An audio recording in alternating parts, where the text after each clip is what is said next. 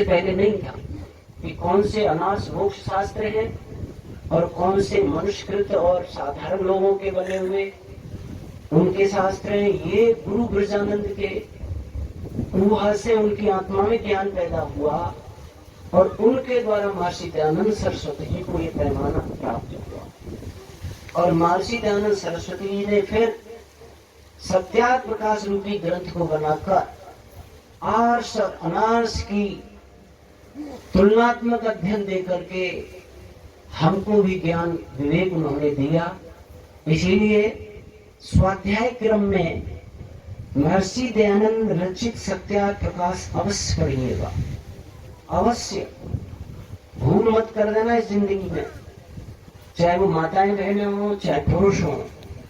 सत्यार्थ प्रकाश जिसने पढ़ लिया समझ लीजिए उसको एक बहुत बड़ी कसौटी, एक जो है ना कुंजी मिल गई सभी वैदिक शास्त्रों की।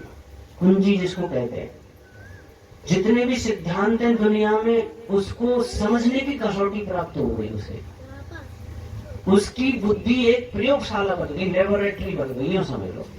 जैसे वैज्ञानिक लोग प्रयोगशाला में पदार्थ डालते हैं और निर्णय करते हैं इसमें ये पदार्थ है, ये तत्व है, ये ऐसा है, ये है, इसके प्रयोग में आ सकता है।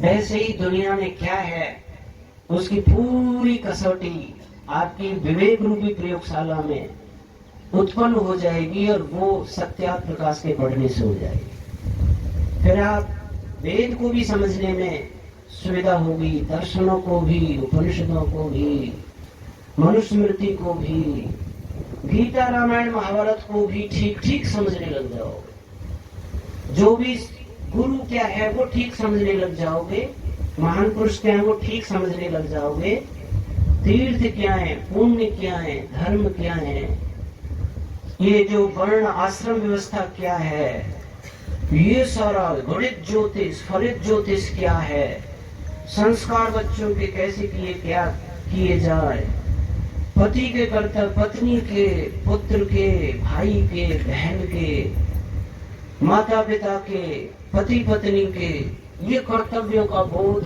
आपको स्वाध्याय से हो जाएगा, महर्षि दयानंद के सत्यार्थ प्रकाश से हो जाएगा। ये तो ऋग्वेद आदि भाषण का है, संस्कार विधि है, बच्चों के संस्कार करने की पूर्ण विधि संस्कार विधि से मिल जाएगी। ऋग्वेद आदि भाषणों का से वेदों की कुंजी हाथ आ जाएगी। सत्यार्थ प्रकाश से और सारे ग्रंथ और मत मतांतरों की कुंजी हाथ आ जाएगी। मत मतांतर में क्या थोड़ा बहुत अच्छा है और क्या उनमें खराब है, ये सब कुंजी आपके हाथ आ जाएगी। तो हमें स्वाध्याय को अपने जीवन का ऐसा हिस्सा बना लेना चाहिए जैसे भोजन। हम किसी कीमत पे भोजन छोड़ना पसंद नहीं करते। घर में कोई अनहोनी हो जाती है, मृत्यु भी हो जाती है, तो हो सकता है दाह संस्कार आदि क्रिया में एक टाइम तुम भोजन नहीं कर पाओ, परंतु जब क्रिया हो जाए तो दूसरे टाइम भोजन जरूर करोगे। अड़ोसी पड़ोसी लाके देंगे और तुम करते हो, छोड़ते नहीं हो, नागा नहीं करते हो। भोजन इतना आवश्यक हमारे लिए होता है। वैसे ही वेद शास्त्रों का पढ़ना भोजन से ज्यादा आवश्यक है। जैसे आप ये समझो कि भोजन एक टाइम मत दो, 2 समय मत दो, तो शरीर निर्बल कर जाता है, ढीला पोला हो जाता है, काम करने की क्षमता कमजोर हो जाती है, असत्य असहाय सा हो जाता है। आपको ये स्पष्ट दिख जाता है भोजन नहीं दे रहा तो मैं अब लड़बड़ा रहा हूँ, मेरे पर कार क्षमता कमजोर हो गई, पैर लड़खड़ा रहे हैं, चला नहीं जाता, यात्रा पूरी नहीं हो पा रही है, भोजन चाहिए तो चले, ऊर्जा मिले। लेकिन ये नहीं समझ पा रहे कि स्वाध्याय नहीं करे तो आत्मा कितनी लड़बड़ा रही है हमारी, आत्मा अंतःकरण कितना कमजोर है, अंतःकरण कितना कमजोर हो जाता है बिना स्वाध्याय के सत्संग के। आप इस बीमारी को देख ही नहीं पा रहे हो, इस रोग को आप देख नहीं पा रहे हो, और बहुत बड़े ग्रसित हो इस रोग से। हमारा अंतःकरण कितना कमजोर हो गया है, छोटी छोटी बात पर हम रोग शोक मोह में डूब जाते हैं, दुखी हो जाते हैं, अरे अब क्या होगा, कैसे होगा, ये होगा, क्या करें क्या नहीं करें, बड़ी मुसीबत आ गई, वो आ गई, ये आ गई, रोने चीखने लग जाते हैं। ये अंतःकरण की कमजोरी है। और अंतःकरण को तुमने भोजन नहीं दिया, और जिसने अंतःकरण को भोजन दे दिया उसके पहाड़ जैसा घर परिवार में दुख आएगा नहीं, उसे पता ही नहीं चलेगा कि क्या है, कुछ भी नहीं समझेगा उस दुख को। ज्ञान विवेक एक ऐसी चीज है, पहाड़ जैसा दुख उसके लिए राई जैसा समझ लीजिए, उसे पता ही नहीं चलेगा। और जिसके अंदर अंतःकरण कमजोर है, मलिन है, शुद्ध नहीं है, शास्त्र के ज्ञान से भरा हुआ नहीं है, वो इतना कमजोर है इस दुनिया में, पैसे ताकत नहीं देते। पैसे की कुछ भी ताकत नहीं है ज्ञान के तुलना में, कोई ताकत नहीं है। बड़े कमजोर होते हैं पैसे वाले, तो साहब स्वतंत्र होते ही नहीं, तो परतंत्र समझो जीवन। लेकिन जो ज्ञान से भर जाता अंतःकरण जिसका, स्वाध्याय के सत्संग के द्वारा, वो कितना निर्भय हो जाता है। ये मैं ऐसे ही नहीं कह रहा हूँ, हवाई फायर नहीं है, सही। आप जो थोड़ा बहुत इसको अपना के देख चुके होंगे उनको पता चलेगा। मैं तो अपने इसको शास्त्र की भाषा है गणित से सीखा और अपने अनुभव से बता रहा हूँ कि ज्ञान हकीकत में आ जाए, विद्या हकीकत में आ जाए, तो उसके बराबर धनी दुनिया में कोई नहीं है। उसके सामने न राजा कोई कीमत रखता है, न कोई धनी कीमत रखता है, कोई उसके सामने धनवान नहीं है, वो इतना धनी होता है। इसलिए स्वाध्याय जरूर करना। अपने जीवन के 24 घंटे में से निकालो ऐसा समय, 8 घंटे 1 घंटे, कि मुझे उपनिषद, वेद, दर्शन, मनुस्मृति, गृहस्थ की समस्याएं, यज्ञों की, संस्कारों की, व्यापार की, आपार की, पिता पुत्र की सारी बातें, अगर तुम एक और ग्रंथ देखना चाहते हो तो वो है मनुस्मृति। महर्षि दयानंद सरस्वती जी ने जितने प्रमाणों में किसी ग्रंथ के प्रमाण दिए तो वो मनुस्मृति है सबसे ज्यादा उन्होंने प्रक्षिप्त श्लोक छोड़कर मनुस्मृति को कितना दिया। नवे उल्लास में हमने देखना पूरा भरा पड़ा सत्यार्थ प्रकाश मनुस्मृति के द्वारा। ऐसा अजीब ग्रंथ है महर्षि मनु का। इसीलिए भोजन छूट जाए कोई पाप नहीं लगेगा, स्वाध्याय छूट जाए तो तुमने बहुत बड़ी हानि कर दी। ये क्रम जरूर डालो अपने दिमाग में। यहाँ भी जो विद्वान बोलते हैं वो स्वाध्याय से बोलते हैं, उनमें से पढ़ते हैं, पढ़कर तुम्हारे सामने बोलते हैं, तुम्हारे लिए वो श्रद्धा में होते हैं। उस पढ़ाई को तुम पढ़ोगे, तुम भी उसी स्थिति में आ जाओगे। इसीलिए आप सब स्वाध्याय जरूर करो। अब एक बात और है, यहाँ मैं अपने जीवन की एक घटना दिया करता हूँ, शायद उससे आप हमको प्रेरणा मिल जाए। बहुत से आप बुजुर्ग ये कह सकते हैं भाई हम पढ़े लिखे नहीं है और अब हम पे पढ़ा भी नहीं जाता, ज्यादा देर तक हम देख भी नहीं पाते अक्षरों को, तो हम क्या करें? तो उसका एक समाधान है, अपने घर में कोई बेटा, कोई बेटी, नाती, पोता, बहू, कोई पढ़ा लिखा है, उससे कहो। होना तो एक बात ये चाहिए, सब लोग बैठो भाई घर के, ऐसे कहते हैं भाई भोजन तैयार है, सब भोजन करो, नाश्ता तैयार है, चलो नाश्ता करो। ऐसे ही ये आवाज लगनी चाहिए भाई स्वाध्याय का समय हो गया, चलो स्वाध्याय करो। और सब घर के बैठे और एक कोई पढ़ा लिखा बेटा बेटी जो भी हो वो पढ़ करके सुनाए और सब सुने। वो पढ़ेगा और तुम सुनोगे और सब सुनेंगे। इसका कितना बड़ा रिजल्ट आता है मैं अपने जीवन की घटना बता रहा हूँ। स्वाध्याय से ही भगवान की कृपा से मैं यहाँ तक पहुंचा हूँ, ये समझो। मेरे जो दादाजी थे, पिताजी के पिताजी, वो 3 भाई थे। उनमें जो बड़े बड़े थे महाशय फूल सिंह जी, वो आर्य समाजी थे। मेरे पिताजी आर्य समाजी नहीं, मेरे स्वयं के बाबा आर्य समाजी नहीं, मेरे बाबा दादाजी के बड़े भाई आर्य समाजी थे।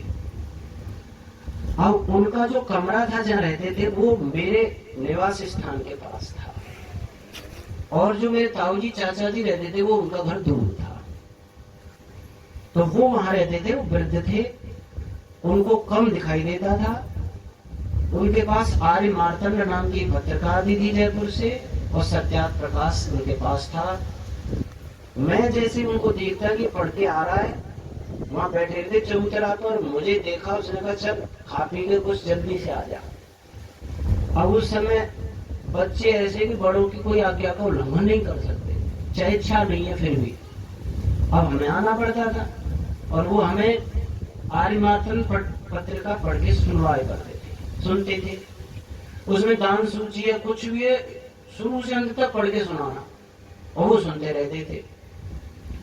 हम क्या करते, कई बार सत्यार्थ प्रकाश भी पढ़ के सुनते, और वो पत्रिका जब आ जाती महीने में तो उसको भी सुनते हो। कई बार हम क्या करते, बच्चे इशारा कर रहे खेलने के लिए, उनकी नजर इधर उधर गई तो पन्ना पलट दिया, आगे से शुरू कर दिया पढ़ना। कुछ बीच में दान सूची पूरी नहीं सुना के थोड़ी बहुत सुना दी। कुछ अपने आप काट देते थे, जल्दी हो जाए और ये कहने के अब जा तू खेल खेलने। वो अंधेरा भी हो जाता तो मना नहीं करते थे, ये उनमें बात थी। जब अंधेरा हो जाए तब कहते थे, नहीं तब तक सुनते ही रहते थे। कभी कभी वो चबूतरा में नहीं मिलते तो हम घर में तुरंत घुसते, भोजन करके ऊपर छतों पे होके और यूं निकल जाते कि वो उनके सामने हो गई, जाना था गली थी, उसे काट देते थे। और वो सत्यार्थ प्रकाश भी पढ़ के सुना करते थे। सन 83 में वो दुनिया से विदा हो गए। सन 87 में मैं अजमेर गया, ITI की थी मैंने 84-86 में। सन 87 में मैं अजमेर गया तो जिस मकान में मैं रहता था उनका लड़का DAV में पढ़ता था।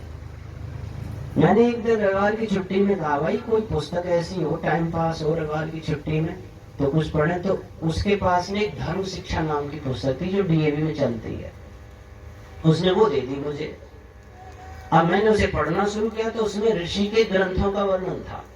सत्यार्थ प्रकाश, ऋग्वेद भाषण का, संस्कार विधि, आर्याविविनय, नित्य कर्म विधि, ये सब भ्रांति निवारण आदि, ये सब पुस्तकों के बारे में वर्णन था। सत्यार्थ प्रकाश जिसमें 14 समोल्लास है, पहले में ईश्वर के नामों की व्याख्या है, दूसरे में संतानों को शिक्षा है, तीसरे में पठन पाठन विधि, ये सब वर्णन उसमें दिया हुआ था। जब सत्यार्थ प्रकाश मैंने उसमें पढ़ा तो मैंने उस लड़के से पूछा, भाई ये पुस्तक बहुत गजब की थी, हमारे दादाजी मुझसे पढ़ के सुना करते थे, ये कहाँ मिल सकती है? उसने कहा, भ्राताजी केसरगंज में हमारा जो DAV स्कूल है उसके पास में परोपकारी सभा है, ये सारी पुस्तकें वहां मिलती है। वहां से हम 6 किलोमीटर व्यावर रोड पर रहते थे। मैंने उनकी साइकिल ली कि मुझे साइकिल दो, और मैं पूछता हुआ वहां गया और जाकर मैंने कहा, भाई मुझे सत्यार्थ प्रकाश और ये ऋग्वेदादि भाषण का संस्कार विधि, नित्य कर्म विधि, बुद्धि में ऐसे संस्कार सत्यार्थ प्रकाश ही पढ़ा था, ऋग्वेदादि आदि नहीं, पर वो पता नहीं कैसे दिमाग में आ गए कि ये भी ले चलो, ये भी ले चलो। 3-4 पुस्तकें ली, और जो पुस्तक देने वाला था वो अजीब था। उसने मेरी आयु को देखा, तो उसने देखा तो मुझे 2 पुस्तकें और दी उसने। एक दी ब्रह्मचर्यामृत नाम की पुस्तक, और एक है स्वप्न दोष चिकित्सा। मेरी उम्र को देख करके ले बेटा इनको भी ले जा, 1-1 रुपए की, या उसने 50-50 पैसे की थी वो, और वो भी दे दी। वो मानंद जी की थी ब्रह्मचर्यामृत। तो साहब मैं उसको लेकर के आ गया, मैंने ब्रह्मचर्यामृत पुस्तक पढ़ी, जीवन बदल गया साहब। उसे पढ़ के कितना में बदला। उस समय रामायण का सीरियल चलता था, उस समय 87 में रामायण प्रारंभ में चली थी, जो रामानंद सागर ने बनाई है। तो उसको लोग दुनिया भर के देखते थे, कहीं कहीं टीवी मिलते थे, भीड़ लग जाती थी घरों में, बड़े चाव से देखते थे। तो उसको देखते थे, और उनके साथ हम कभी पिक्चर भी दिखाते थे हॉलों में, और कभी धूम्रपान भी साथियों के साथ में एक आध माल देते थे। एकदम से उसे पढ़ के सबको सिर्फ चक्कर हो गया था, खत्म कहानी। चाय मिलती थी 10 पैसे में, HMT कंपनी में था मैं अप्रेंटिसशिप के लिए। 10 पैसे में, 8 पैसे में समोसा कचौड़ी ये मिलते थे। चाय और कचौड़ी उनके बारे में भी लिखा था, ब्रह्मचर्य के पालन के लिए भूखा रहना मंजूर किया, पर साहब कचौड़ी चाय बात पीना उसी समय से छोड़ गया, लेते ही लेते भूखे रहते थे। कहने का मतलब उस समय उसकी जो सावधानियां बताई थी उन्होंने, ओमानंद जी की लिखी हुई है, भाई इसके साधने के लिए ये चीज चाहिए, एकदम से वो चीज दिमाग में आ गई। और सत्यार्थ प्रकाश पढ़ते ही पता चला, तीसरे समोल्लास को पठन पाठन उसको, कि हम तो कुछ भी नहीं पढ़े, हमें तो गुरुकुल में पढ़ना चाहिए, सारे वेद शास्त्र दर्शन उपनिषद क्रम से ऋषि ने दिया है, ये पढ़ने चाहिए, जीवन तो तब बनेगा। मैं साहब दूसरे तीसरे दिन उनके पास गया, कोठारी साहब थे। मैंने कहा, भाई मैं किसी गुरुकुल में पढ़ना चाहता हूँ, ये शास्त्र पढ़ना चाहता हूँ, मुझे कोई गुरुकुल बताओ। उन्होंने कहा करते क्या हो? मैंने कहा मैं एचएनटी में 1 साल के लिए अप्रेंटिसशिप के लिए आया, उसके बाद परमानेंट कर देगी कंपनी तो परमानेंट रहेंगे, नहीं तो कोई दूसरी जगह देखेंगे। अरे तुम यहीं रहो, मैं तुम्हें यहाँ पढ़ाता रहूंगा, यहाँ जाया करना और खूब पैसे कमाना, खूब यज्ञ करना, दान पुण्य करना, बढ़िया जीवन रहेगा।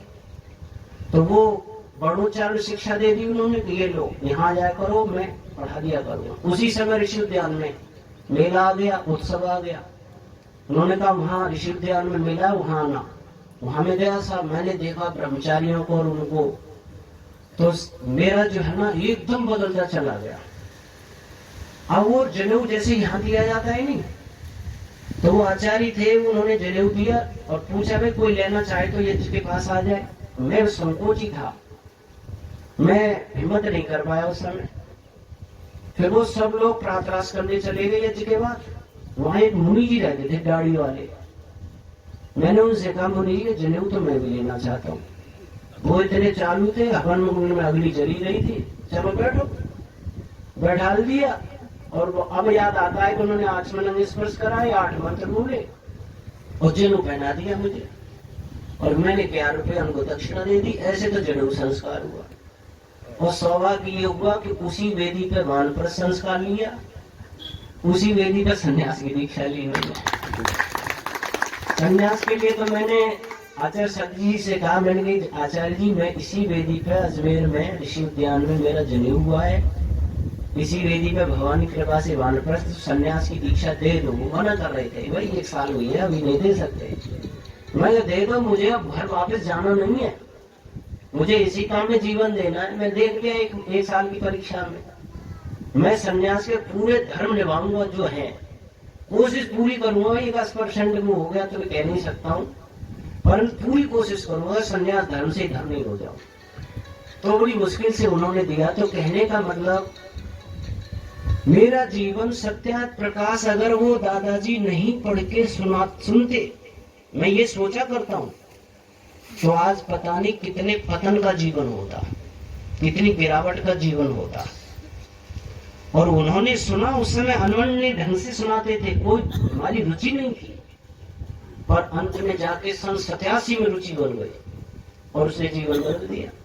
ये मैंने उदाहरण क्यों दिया? आप अपने घरों में जो बच्चे इस समय रुचि नहीं रखते, तो उनसे गुस्सा मत करो कि इसकी कोई रुचि नहीं है, अच्छे काम में रुचि नहीं है, न पुस्तक पढ़ता है, न हवन करता है, न इसमें बैठता है। ये मत कहो झीका झांकी, ये मत कहो, ये उम्र ऐसी होती है। प्यार से, तो लाड़ प्यार से, बेटा थोड़ा एक पश्च पढ़ के सुना दो, बेटी ये सुना दो, कोई बात नहीं। 10 बार मना करे तो भी प्यार मत त्यागो, 50 बार मना करे प्यार से ही कहना, डांटना नहीं है। ये गधा है, ये मूर्ख है, यहाँ न करना है, जो मैं धर्म के काम में करेगा ये जाएगा वहां जाएगा, ऐसा कुछ मत कहो।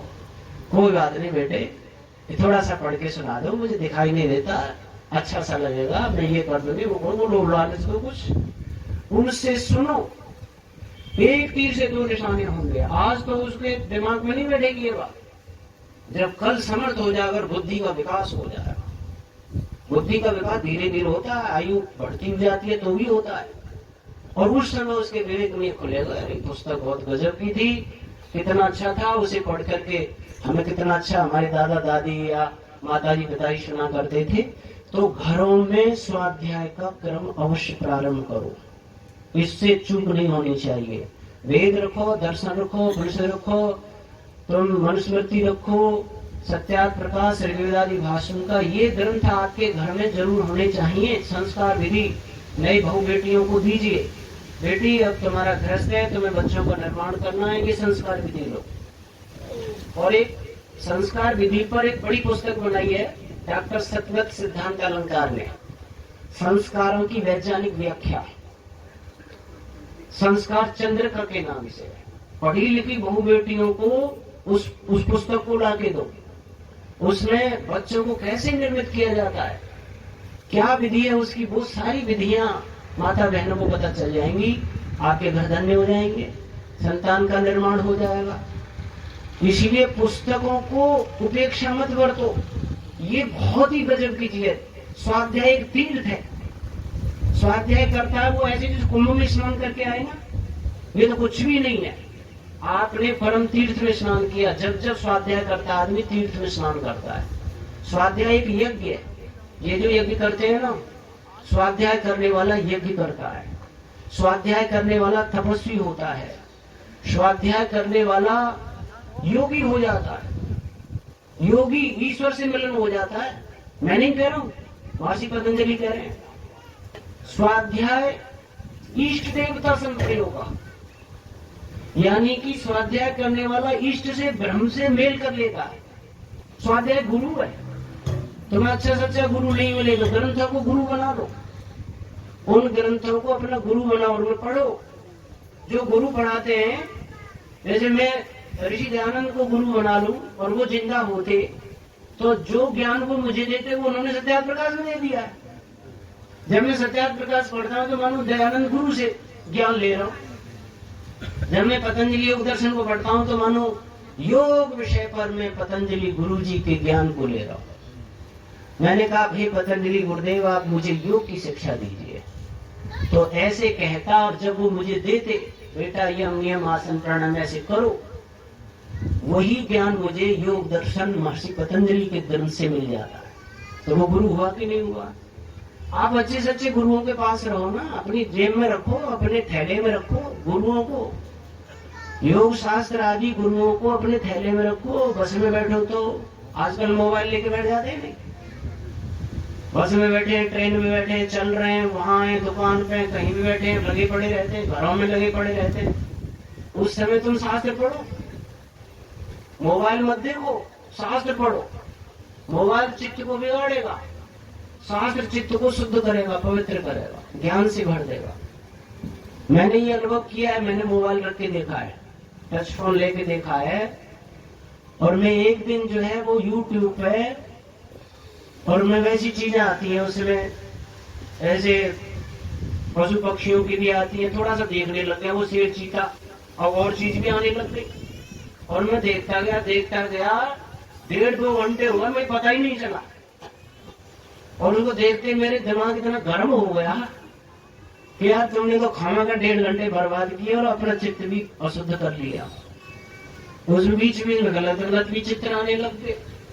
मैंने कान पकड़ लिया कि मैं इसको यूट्यूब पे भी विद्वान नहीं निकलता, लोड करवा लेता हूं मैं। उसमें डाउनलोड करवाए हुए विद्वानों को ही सुनता हूं। यूट्यूब भी खोलोगे तो तुरंत बीच में आ जाएंगे। अच्छा ढूंढने चलोगे थोड़े और लिपट जाएंगे। तो उसको बहुत कम यूज कीजिए। उसकी जगह पर शास्त्र रखो अपने जेब में, अपने थैले में, अपने बैग में, सूटकेस में, और जहां भी मिले मौका वहीं एक पृष्ठ, एक पैराग्राफ, कुछ भी पढ़ करके अपने जीवन को धन्य कीजिए। आंतरिक शांति, सुकून अंदर से, तुम वास्तव में सुख चाहते हो तो आपको स्वाध्याय करना ही होगा। आज नहीं, अगले जीवन में बिना स्वाध्याय के, बिना ग्रंथ के पढ़े जीवन आत्मा धन्य हो नहीं सकती है, ये निश्चित बात है। स्वाध्याय आपको भगवान से जोड़ देता है। ऐसा भी आता है इस संन्यास में, योग साधना करो, योग साधना से थक जाओ तो फिर उपनिषद यानी कि ग्रंथ पढ़ो, फिर उनसे जानकारी लेकर फिर बैठ जाओ, फिर ग्रंथ पढ़ो, फिर बैठ जाओ। इस अभ्यास के द्वारा ये आत्मा ब्रह्म से जुड़ जाती है, बिल्कुल साक्षात हो जाता है। जितना जितना ज्ञान बढ़ता है उतना उतना होता चला जाता है। तो हमें आंतरिक सुख शांति सुकून पाने के लिए 3 चीजें, शिक्षा, सत्संग और स्वाध्याय देना ही होगा। और उसके बाद फिर तुम कितना अपने में धन्य मानोगे वो आपको उस समय पता चलेगा। अब एक बात आती है कि मैं आत्मिक आनंद कैसे प्राप्त कर पाऊंगा।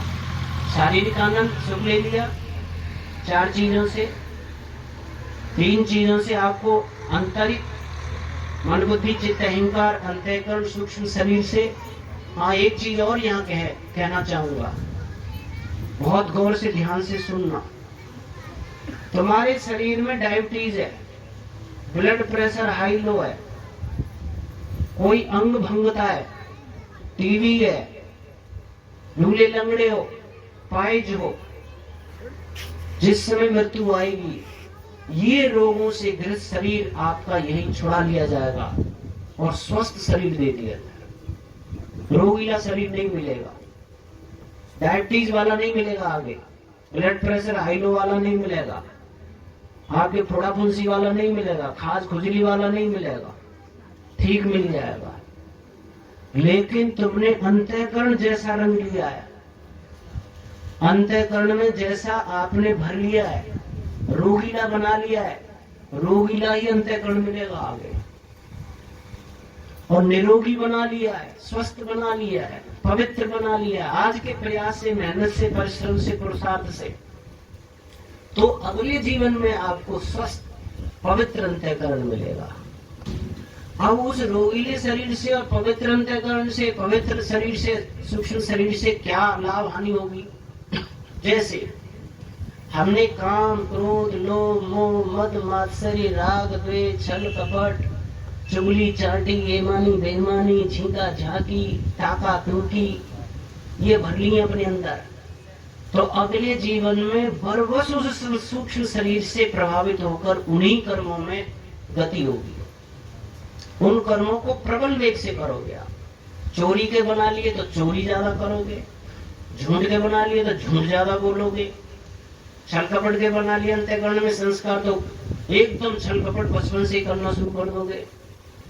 आपने जैसा रंग लिया है अंतःकरण को, अगले अगले जीवनों में वही ज्यों की त्यों मिलता रहेगा और बरवस तुमको वो काम करने पर मजबूर कर देगा और तुम्हें जेल में भी डाल दिया जाएगा, तो भी जेल से निकल के फिर उन्हीं काम वो करोगे तुम। जब भी जेल को सुधार कर कहते हैं, थोड़े से चित्त शुद्ध होते हैं और भूल से गलती हो गई, वो जेल में तो सुधर के आ जाते हैं। और जब चित्त ज्यादा रंगा हुआ ना गंदे कार्यों से, तो जेल में से भी योजना बनाता है, अब की पकड़ में नहीं आऊंगा, अब की यह तरीका देखो, अब तो भूल हो गई मेरे से, अब के जेल से छूटते इस तरीके से करूंगा, तकनीक अपनाएगा और तगड़े काम और करेगा गलत। और जिस वक्त थोड़ा अंतःकरण शुद्ध होगा और कोई भूलवश या किसी कारण से कोई गलत होगा और जेल में चला गया, तो वो फिर कहेगा हे भगवान अब की बार निकलना और जीवन में ऐसा नहीं करूंगा। देखो चित्त के शोधन के लिए वहां भी दो बातें वही आपको यहाँ अपनानी पड़ेंगी। अगर कोई चोर पकड़ा गया और जेल में है और वो ये बार बार सोचे रोजाना प्रतिदिन, हे भगवान बड़ी गलती हो गई, कितना अपमान हो गया, कितने घर को खाना नीचा देखा, मैं जेल में पड़ा हूँ, कैसे मुंह लेके जाऊंगा, अब ये जीवन में कभी नहीं करूंगा, अब कभी नहीं करूंगा। जब तक जेल में रहे 24 घंटे इसी धन में लगाए रहे, उसका चित्त साफ हो जाएगा, उसने वो संस्कार काट दिया और आगे आकर के धर्मात्मा बन जाएगा। और वहां जाके ज्यादा रंगीला है तो वो फिर कहेगा भाई अब के भूल हो गई, अब के तो मैं भूल कर गया, नहीं इस तरीके से जाता तो मैं पकड़ा ही नहीं जाता, और उसकी मदद लेते, अब के मैं उसकी लूंगा, ऐसे करूंगा वैसे करूंगा, फिर योजना बनाएगा तो उसका और रंगीला हो रहा है और संस्कार गहरा हो रहा है और प्रबल वेग से करेगा और अगले जीवन में और प्रबल वेग से करेगा और वही जन्म मरण के धक्के खाएगा, वही दुखी सुखी होगा।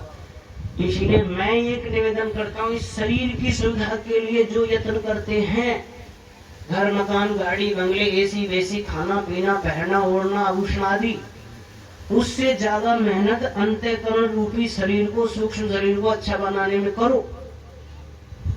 उससे ज्यादा इससे मोटे स्थूल शरीर से ज्यादा अंतःकरण रूपी सूक्ष्म शरीर को सुंदर बनाने का लिए मेहनत ज्यादा करनी चाहिए। ज्यादा टाइम दो, ज्यादा चिंतन दो, विचार ज्यादा दो, उस पर वर्क करो, ढूंढो अपने आप में, मेरे अंतःकरण में ये कमी आ गई है, ये कमी आ गई, मुझे ऐसा नहीं करना चाहिए, मुझे ऐसा नहीं सोचना चाहिए, मेरे अंदर ये गलत विचार है। शास्त्र से पूछो मुझे यहाँ क्या सोचना चाहिए, मैं ये क्या सोच रहा हूँ। जब शास्त्र पढ़ोगे तो आपको स्पष्ट दिख जाएगा कि यहाँ मैं गलत कर रहा हूँ, यहाँ मुझे ऐसा चिंतन नहीं करना चाहिए, ये मेरे लिए घातक है। तो क्या होगा, धीरे धीरे धीरे धीरे वो मिटेगा, चित्त साफ होगा और ईश्वर से मिलाएगा, मुक्ति दिलाएगा और अगर ईश्वर मुक्ति इस जीवन में नहीं मिलेगी तो अगला जीवन ऋषि मुनियों जैसा मिलेगा, स्वस्थ जीवन मिलेगा और अच्छी प्रवृत्ति का। बचपन से ही आप वेद शास्त्र धर्म यज्ञ दान पुण्य संध्या योग ये करने की प्रवृत्ति होगी।